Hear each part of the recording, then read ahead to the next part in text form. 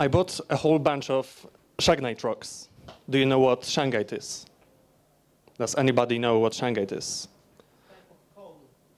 No, not shungite. I think he's locked up in prison. I'm talking shungite. It's like 2 billion-year-old rock that protects against unwanted frequencies that can travel in the air, bad ones. So that's my story. I bought a whole bunch of it. I put them around La Casa, stuff like that. That, what you just heard, is a quote. It's a quote. It's actually a well-known copypasta in Twitch inner circles. The author of this copypasta, I believe he was pretty unaware that when he made it, is Dr. Disrespect, a well-known Twitch streamer. Well, not anymore a Twitch streamer, to be honest, to be completely honest. And yeah, we'll be talking about influencer marketing on Twitch today. I am here for you to get you into the topic, especially if you are a fairly new one, if you just plan to conduct your first influencer campaign, especially on Twitch. But before that, I will be more than happy to actually introduce myself. I am Kamil. I am Kamil Jastrzębski.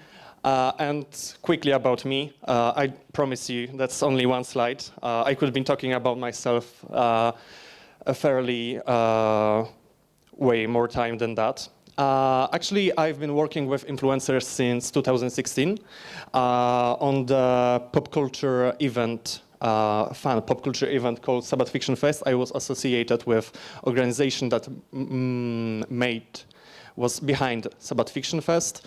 I've worked with fairly, mostly Polish influencers. Poles are probably well known with channels like Dem 3000 or Grupa Filmowa Darwin, Baniak Baniaka, Stanisław Monderek.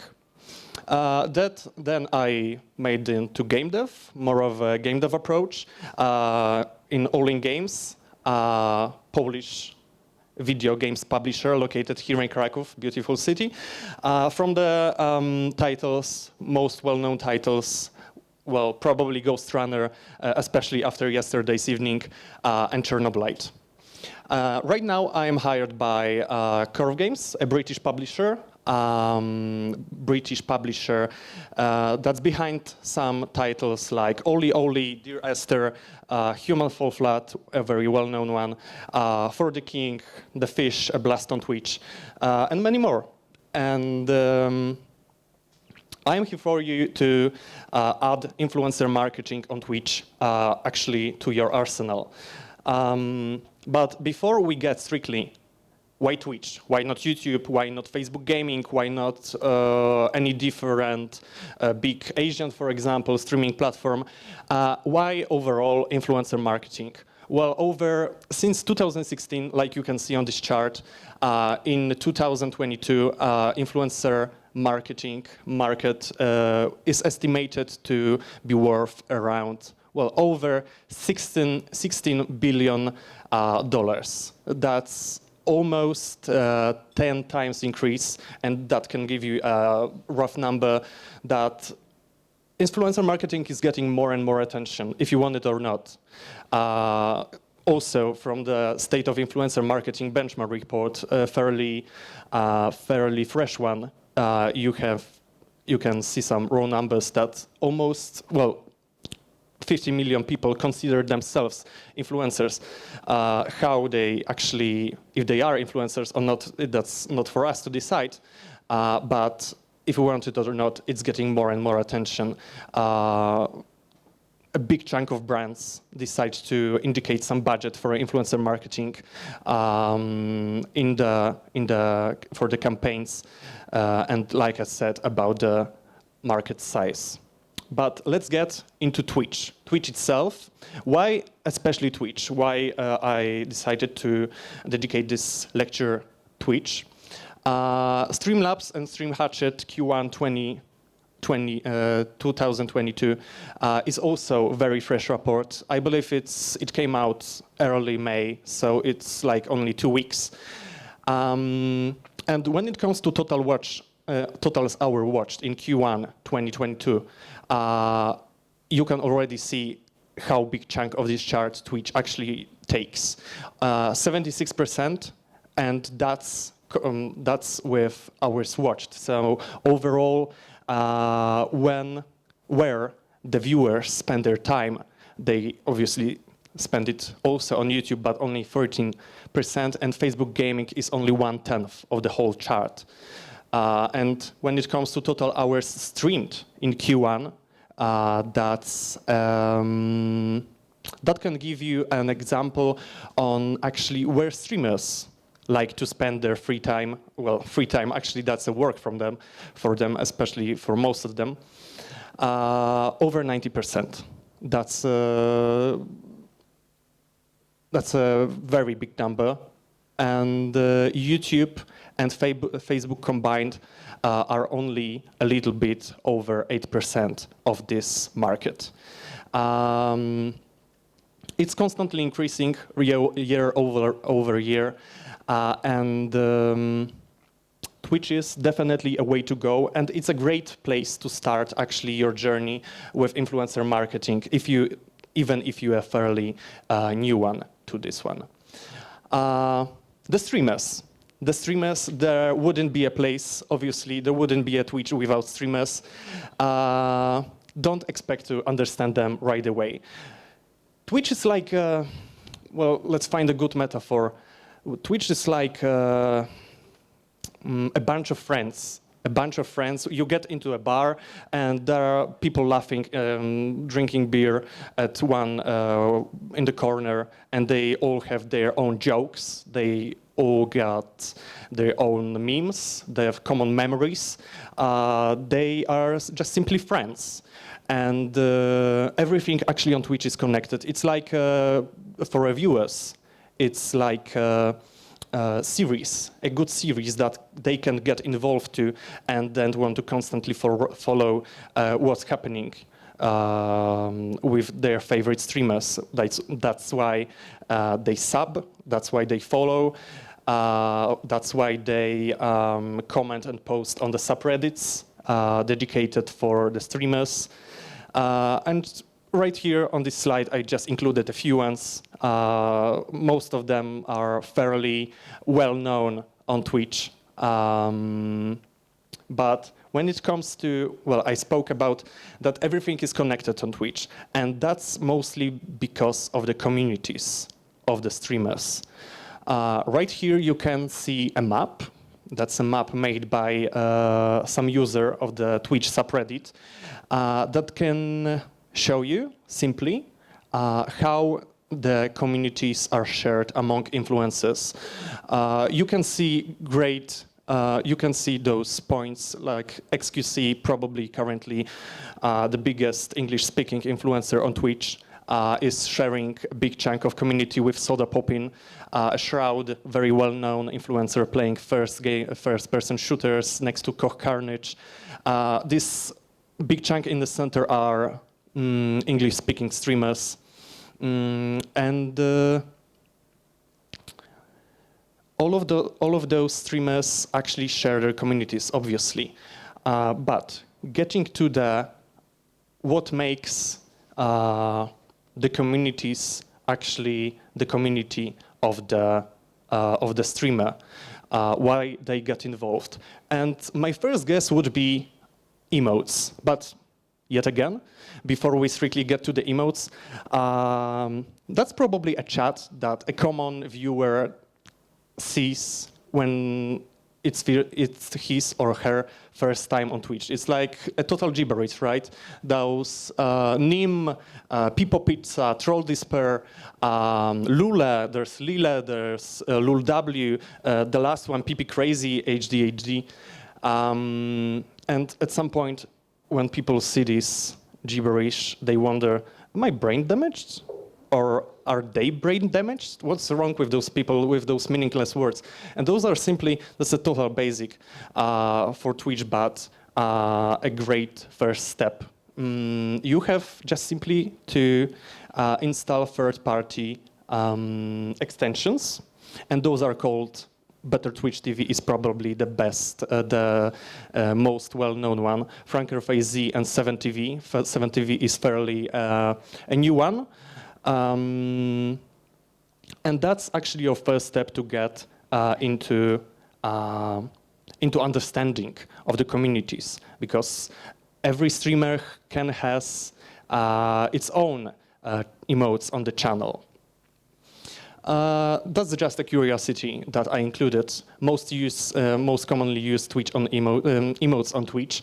There's a Forsen 5G in the default Twitch top emotes next to the most used also Forsen-like emote in Better Twitch TV emotes. But that's just a curiosity. Those numbers are constantly growing with every second, and those can be checked on stats.streamelements.com. Well, streamers are well known with Stream Elements platform, but that could be yet another topic for a separate presentation. I have a bit of an interactive segment for you, actually. And I wonder how you are into, well, my first question, who watches Twitch at least once a month? Raise your hand. All right. Who watches Twitch on the weekly basis? On the weekly basis, okay. A bit smaller group. And who watches Twitch daily? All right.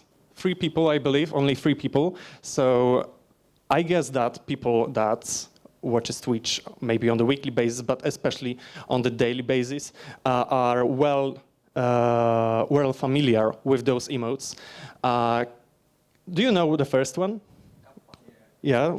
So tell me, what does kappa mean? Please raise your voice shortly. It all depends. Sorry? It has like 1,000 meanings. It does.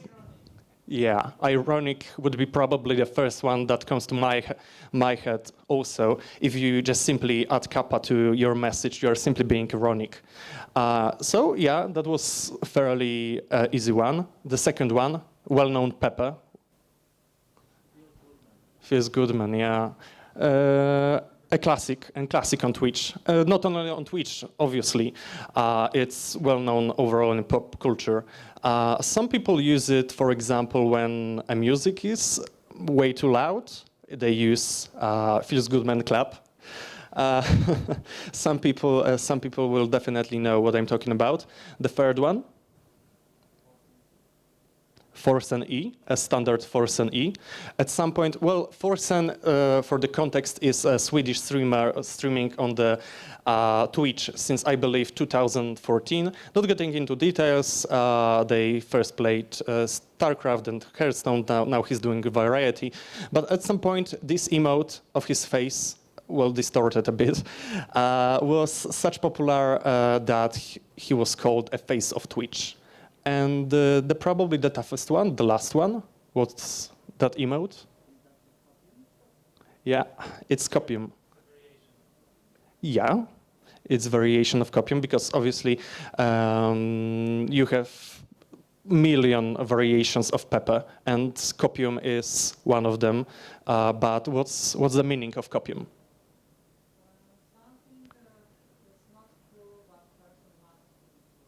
Yeah, when something is not true, but a person wants to just simply cope with it, we say that they are inhaling copium, that they want to comfort themselves with the reality that that maybe for them not be true.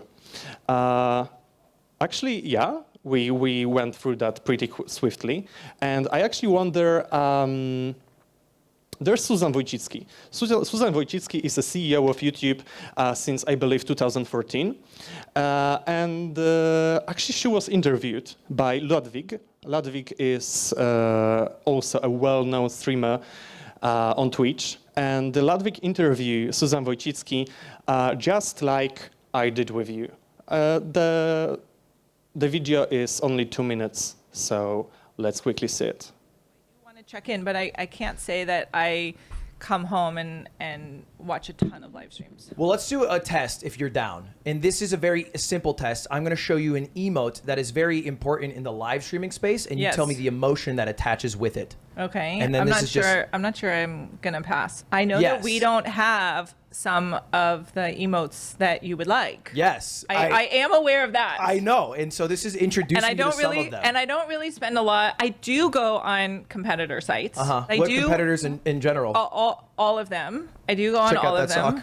Yes, I'm familiar with the I am familiar with that competitor. I wore it. It's my bad luck and my good luck sock. Oh, it's okay. What is it? Okay. That's President Barack Obama. Okay. Good old 44. All right. Okay, so I think you'll do well. I think you're selling yourself I'm not short. sure. It's I'm just not the sure. picture, and you say the emotion that attaches. So here's the first one. Okay. And then you say what? No, you don't have to say what it's called. Even just what emotion you think it is. It conveys. If you bad. Yes. Yeah. Yeah. It's called sad. It's like sad. Yes. Yeah. That looks sad. Easy. Happy. Yeah. Yeah. It's just funny. Just Yeah, ha-has. yeah. Easy. I think you're doing good. I think you're selling yourself short here. Okay, good. Just have a few more. Okay. We already did that one. No, this is a different one. It's the frog is used a lot. Okay. He's important. But what fear does he express here? Like what is going on? Yeah. It's general fear, anxiety, stress. Okay. Two more. This one's the hard one. Wow. Yeah. It's poggers. Wow. Yes, Cool. yes. And then final one. That looks like no. Like no. It's actually a boy waiting for a bus. That one was a hard one. Yeah, it's people waiting for bus, very long wait. Okay. It's less used, but still in there. I would say probably 85%. That's passing. So you know general streaming stuff. It's a little harder to find in there. Well, yeah, like you can see, even Susan Wojcicki scored 85%, so that's a pretty decent result for a CEO of YouTube. So yeah, that's emotes overall, in my opinion, is a first step to understand a certain communities of certain streamers. But let's get into more of a, how to approach your first influencer campaign. And you won't be able to say what you're trying to achieve, what type of cooperation you want to handle, unless you know what you are trying to achieve, because you can simply go for the wish list, go for a sales, go for a overall brand awareness. But right here, I included 4 fairly most common, I would say, types of cooperations when it comes to working with influencers. The first one is just a common shout-out. Just a common shout-out. Everyone, even maybe not on Twitch, but also on YouTube, you are probably well familiar with some of the 1-minute ads just popping out of nowhere. Many people simply skip them, let's be honest. And that's why it's fairly cheap, and low engagement, but it comes with a price, with a cheaper price.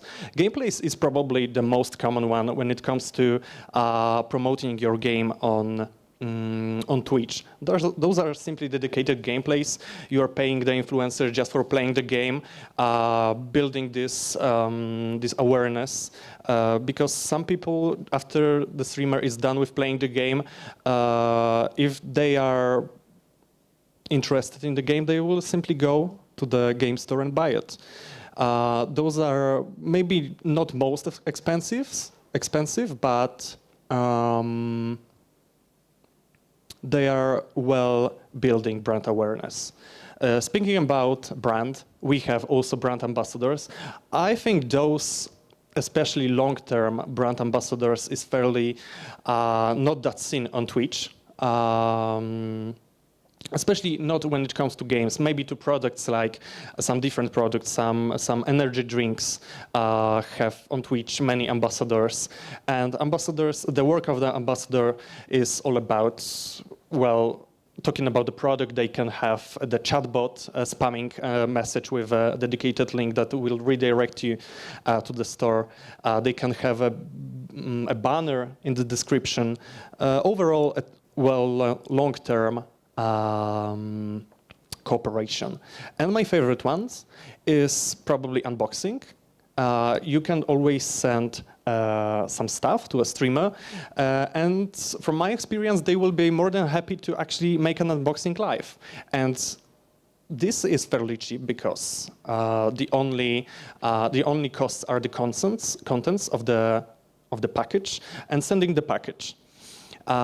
It's obviously a short term because there's only one unboxing, but high engagement is behind that because it's fairly unusual type of content, and that's why also influencers are usually more than happy to do that, especially if you, for example, tell an influencer that you're ready to send some to the giveaway of, for example, a press pack. What are the most common mistakes? You are planning your first campaign on the Twitch, and many people go with the number of followers. And going with the number of followers, like, wow, this guy has a lot of followers, that's certainly a good pick for my campaign, is wasting money, in my opinion, because let's be honest, some people can have a lot of followers but low engagement. They could have gathered those follows in the past, but they had I don't know, long holidays, and they're like right now posting one video every month, and the engagement is very low and the viewership is very low. What you actually want to pay attention to is the number of CCV. CCV stands for concurrent viewership, and that gives you that tells you on average how many people are watching the stream of an influencer during the stream, during simply the broadcast. How to check it? Just simply go to the salinome.com or Twitch tracker. Nobody paid me for advertising those pages. Those are just simply great tools to do some research, especially when it comes to actually finding this perfect fit, because it's, well, a surprise, surprise, not only the number of CCV that you want to pay attention to, you also, if you are promoting, for example, a cooperation game, a fun cooperation game, you will be most likely aiming with influencers that are simply well known with this genre. They played cooperation game, comedy games, funny games, family-friendly games in the past. And you can also check it by just typing, for example, on Salinum, the title of the competitioner, and the influencers that spend their most time playing this game will pop up on top. And maybe it would be a great choice to reach out to them first, especially if you plan a paid campaign. Yet another question, a pretty tough one, is how much actually should I pay a streamer? You're once again conducting your first campaign. Who's gonna tell you that? Probably nobody. And there are a lot of factors, tens of factors that can affect the price. And here right now, you can see just few of them. I will go quickly one by one. Intermediaries involved. Obviously, if there is a manager between you, I mean the brand, and the creator, they have to put some bread on the table too. They have to earn money, and that's how they gonna get it. It will be just more pricey. Origin of a streamer, language in which creator is streaming. Top picks would be probably French, German, and English-speaking streamers. In my experience, those are most expensive one. Viewer demographics. Obviously, the KPI I just have mentioned, the CCV, length, obviously, of a sponsored segment, the longer, the more expensive, and any additional services that could be engaging social channels of the influencer. But before I get to the methods, let's assume that you want to take a shortcut. And working with a talent agency would be probably a good thing to start with. Agencies can conduct a campaign for you, literally a very complex one from A to Z. The only thing that you will have to do is probably to accept drafts. You will obviously have to provide them with some brief, but it's pretty complex, but obviously a very pricey one. Some streamers have a strict rate. They have a strict rates and they don't negotiate. An advantage for it is that you will already have an idea how much should I pay for an influencer.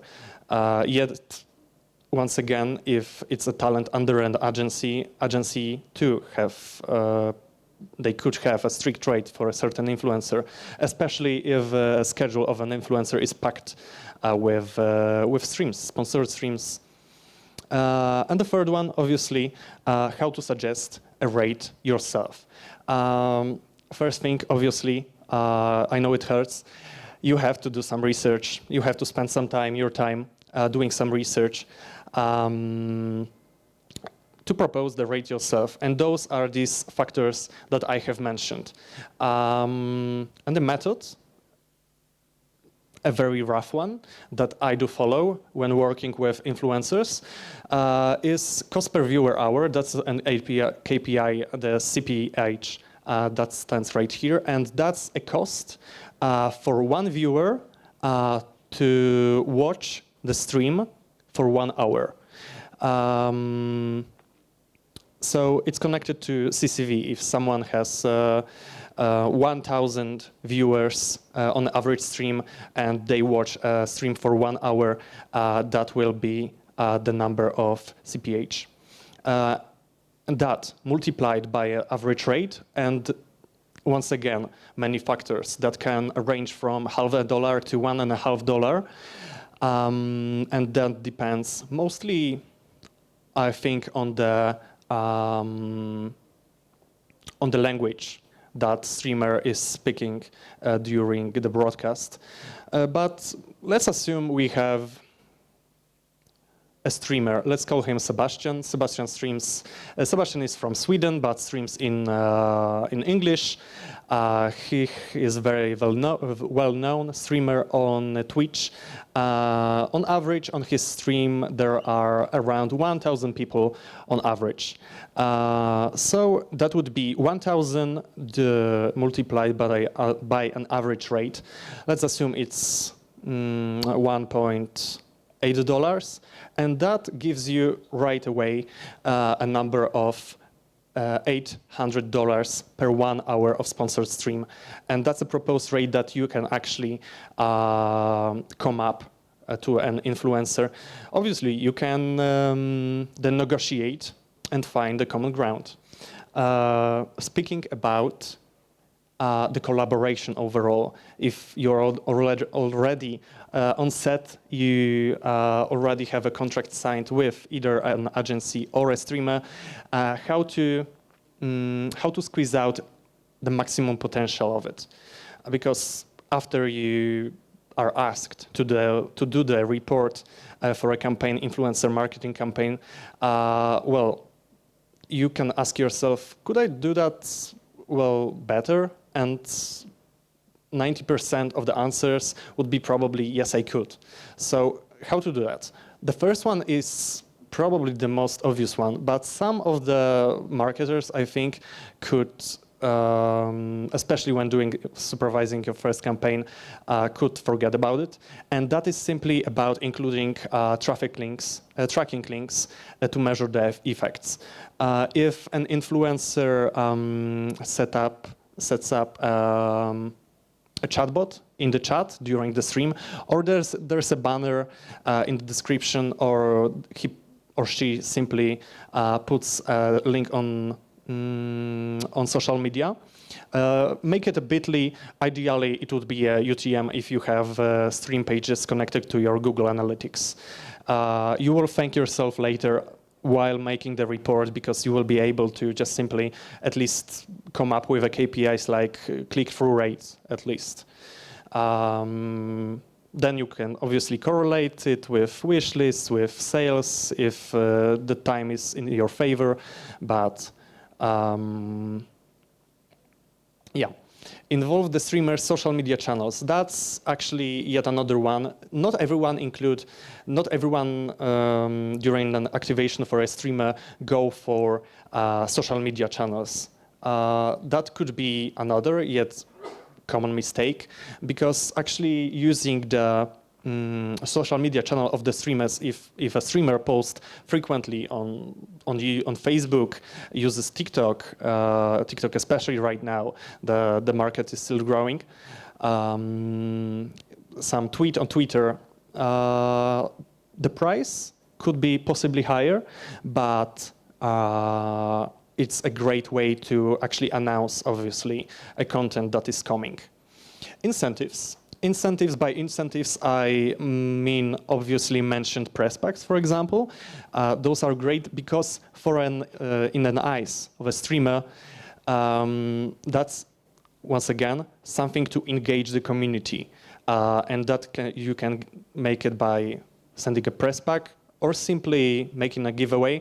My pro tip when it comes to giveaways on Twitch, don't brief the streamer to announce a giveaway on a yet upcoming stream, because simply people watching will hesitate with buying the game, and that's the last thing you want them to do, because they will hesitate because they will still have an opportunity to win the game, save some money. So do them right away. Tell the streamer if they could do that right away during the sponsored segment. And the last one actually is a big no-no when it comes to influencer marketing, is to leave a streamer by themselves. You pay the streamer, you tell them to stream the game, and then that's it. They stream the game, they told you that they did, you pay them, and that's all. And don't do that. Always remember to brief them, always remember to send them press packs, press kits, the assets, the graphic assets, the description. Description is not always included in the press kit, either for press or influencers, but that should be included. Maybe include some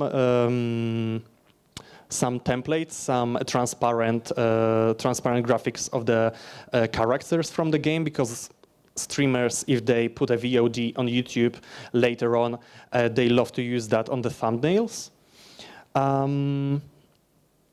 So leaving the streamer by themselves. Actually, once again, one more: inform them about embargoes. If there is an embargo and you get mad at a streamer later on, and streamer gets mad at you because the streamer simply wasn't informed that there is an embargo, that could be result in the fuck up that you won't have to handle. You don't want to handle. So yes, that were the most common mistakes when making the campaign on Twitch. It's time for some questions that you could have for me. My first one would be, if you have any.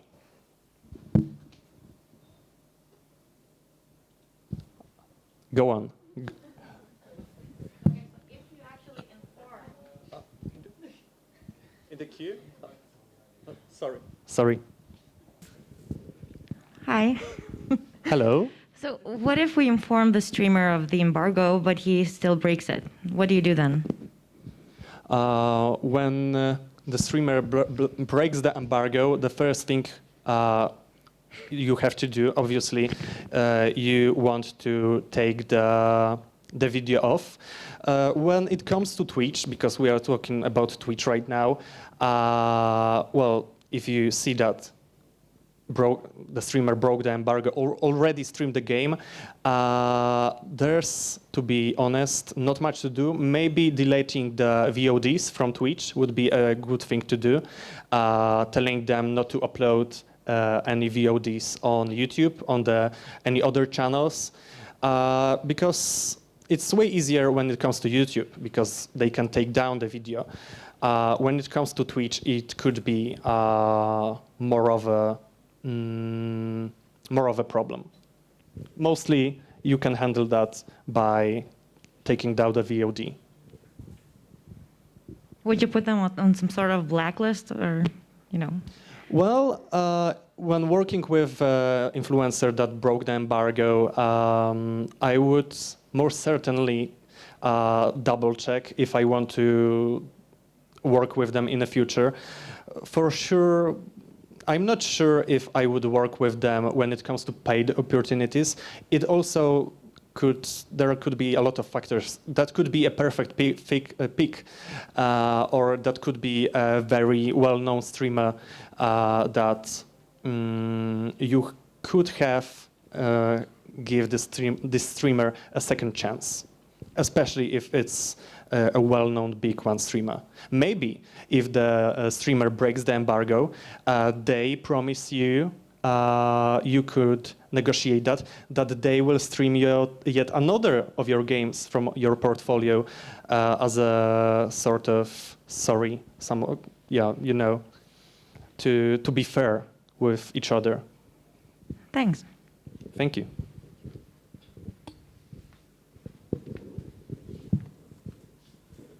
Hi.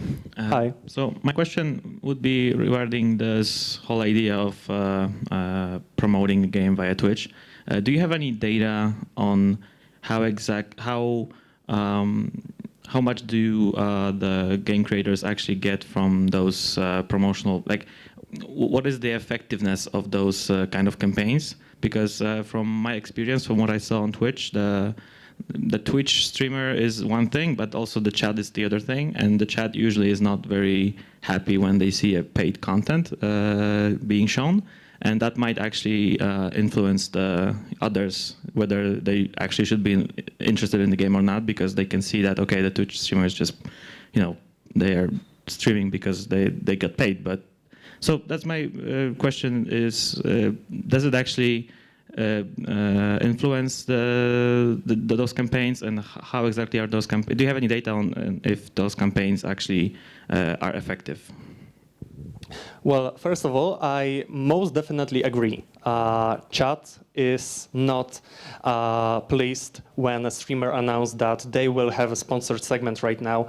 Obviously, there's nothing you can do about it, because they have to announce it, that there is an ad. They have to include it #ad. They usually do that in the title. If there is a bot, they include #ad in the message of the bot that the bot is spamming.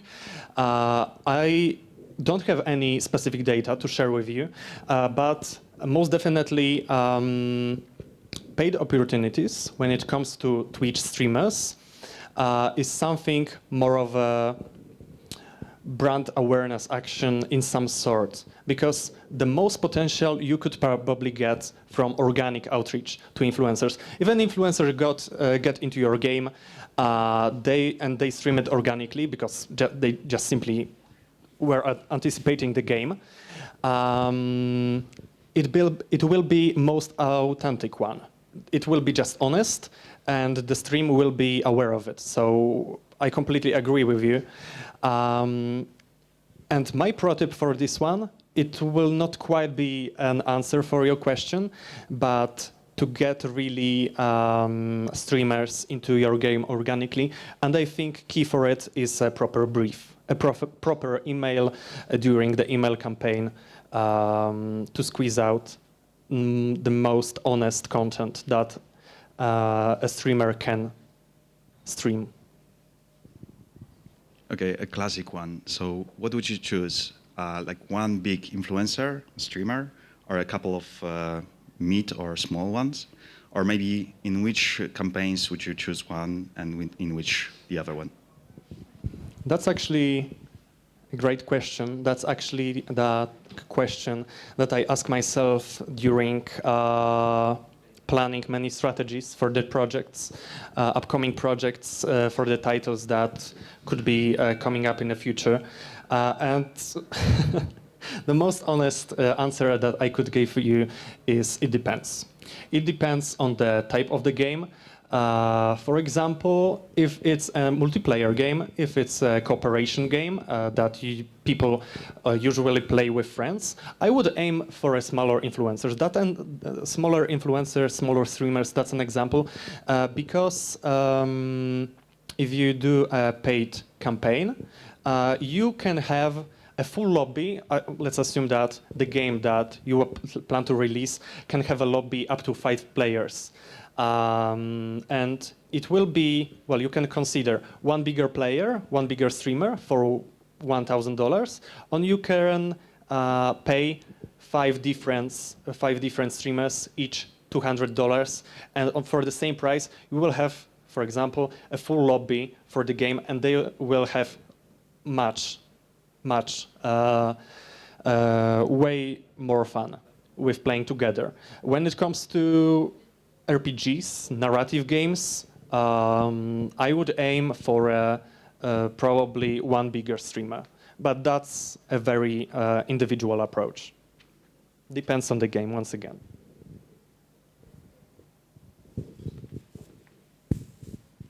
Hey. Hello. When dealing with influencers, do you think it's better to be more professional or more meme casual to speak how they speak, or a mix of both? I have never been, to be completely honest with you, formal with influencers. It also depends on the channel. Really depends on the channel through which you approach the influencer. If you are reaching an influencer through Discord and you are all formal, like ending your writing with yours sincerely, well, that's not a way to go. If you're writing an email, also, like I already said, brief is a key to success. If they get a formal letter, formal email, and they will just quickly scan it, not even read it, in my opinion. They will just simply look at the key, redeem the key, and then check out the game, maybe even on the Steam page. They won't even read your description of the game, because they will find just simply the email too formal. Writing a formal message on Discord is like, I don't know, coming to the small startup every day with a full suit, in my opinion. Any more questions? We have, I believe, 2 more minutes. All right. If not, I am more than happy to thank you that you attend this lecture. I really hope that I managed to give you an idea how to, if you plan to conduct your first campaign on Twitch, how to do that. And thank you very much.